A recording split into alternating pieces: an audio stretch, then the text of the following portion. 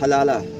दोस्तों, इस हलाले के नाम से इस्लाम को किस तरीके से बदनाम किया जाता है, पहले आप इस वीडियो को पूरा देखिए। अगर किसी मुस्लिम महिला का तलाक हो चुका है और वह उसी पति से दोबारा निकाह करना चाहती है तो उसे पहले किसी और व्यक्ति से शादी करके एक रात गुजारनी होती है। इसके बाद उस दूसरे व्यक्ति से तलाक लेना होता है। ऐसा होने के बाद ही वह अपने पहले पति के साथ दोबारा शादी कर सकती है। लेकिन हलाला करके एक औरत की जिंदगी के सारे रास्ते बंद कर दिए जाते हैं।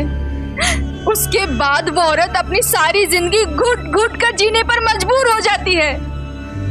इसका नाम है हलाला। वो हलाला को भी सही मान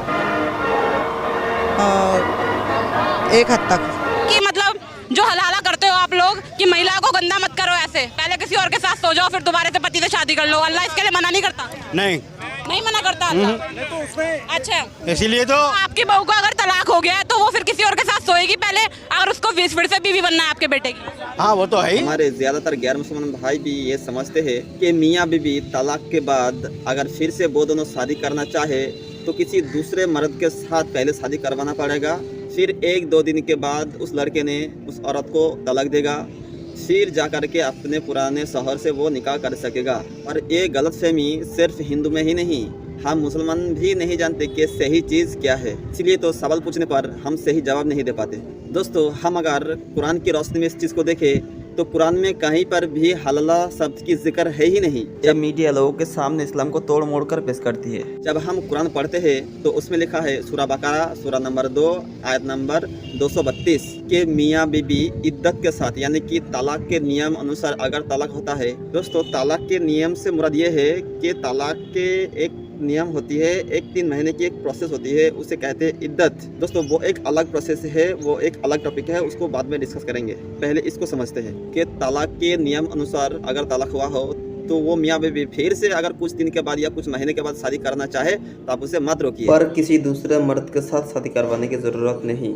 लेकिन शर्त ये है कि फिर से नया निकाह, फिर से नया महर, और ये सिर्फ 3 बार तक ही कर सकते हैं। दोस्तों, यहाँ पे थोड़ा ध्यान से समझना। एक बार तलाक दिया, फिर कुछ दिन के बाद लगा नहीं हमने जो किया वो गलत है, फिर से हमें एक होना चाहिए, तो आप फिर से शादी कर सकते हैं। फिर कुछ अनबन होती है, फिर लगता है नहीं हमें अलग हो जाना चाहिए, फिर दोबारा तलाक दिया, फिर कुछ दिन के बाद लगा नहीं हमें फिर से एक होना चाहिए, तो फिर से आप शादी कर सकते हैं। ये 2 बार हो गया। फिर तीसरे बार जब आप तलाक देंगे ये आखिरी बार होगा। 3 बार तलाक हो जाने के बाद कुरान की आयत ये है सूरा बकरा सूरा नंबर 2 आयत नंबर 230, फिर से अगर आप शादी करना चाहते हो तो उस औरत को किसी दूसरे लड़के से शादी करवाना पड़ेगा, फिर जाकर के वो लड़का डिवोर्स देगा उसे, फिर डिवोर्स देने के बाद फिर आप उससे शादी कर सकते हैं। दोस्तों, इसीलिए ये हुक्म दिया गया क्योंकि अल्लाह ताला फरमाते हैं कि शादी ब्याह कोई गुड्डा गुड्डी का खेल नहीं कि अब जब चाहे तलाक दे दोगे या जब चाहे शादी कर दोगे। ये अल्लाह की तरफ से एक पनिशमेंट है, और शर्त है फिर से नया निकाह, फिर से नया महर। इसका मतलब ये नहीं कि आप इसका मिस यूज़ करोगे कि प्लानिंग करके अपने जिस्म की ख्वाहिश पूरी करने के लिए करोगे, तो ये बिल्कुल इस्लाम में हराम है। दोस्तों, मेरी नज़र में तो ऐसा शख्स एक भी मैंने नहीं देखा कि एक बार तलाक देगा, फिर से शादी करेगा, फिर दोबारा तलाक देगा, फिर शादी करेगा, फिर तीसरा तलाक देगा, फिर से वो लड़का शादी करेगा। ऐसा एक भी मैंने नहीं देखा। हाँ, एक बार हो सकता है ऐसा किया हो कोई, लेकिन 2 बार भी नहीं करता कोई शादी।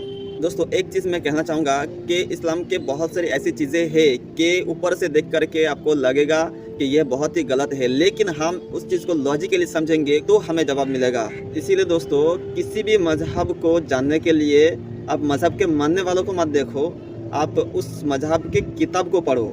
ठीक उसी तरह दोस्तों, इस्लाम को जानने के लिए आज के मुसलमानों को मत देखो, इस्लाम की किताब को पढ़ो, कुरान को पढ़ो, हदीस को पढ़ो, उसके बाद मुतल्ला करो। अगर आप नहीं जानते, अगर आप किसी चीज़ को नहीं समझते तो जाइए उसके पास जिसके पास उसके बारे में इल्म है, जानकारी है, और ये भी कुरान खुद कहता है। दोस्तों, सबूत देने पर भी हमें पता है कुछ लोग ऐसे हैं जो सच्चाई को नहीं मानेगा।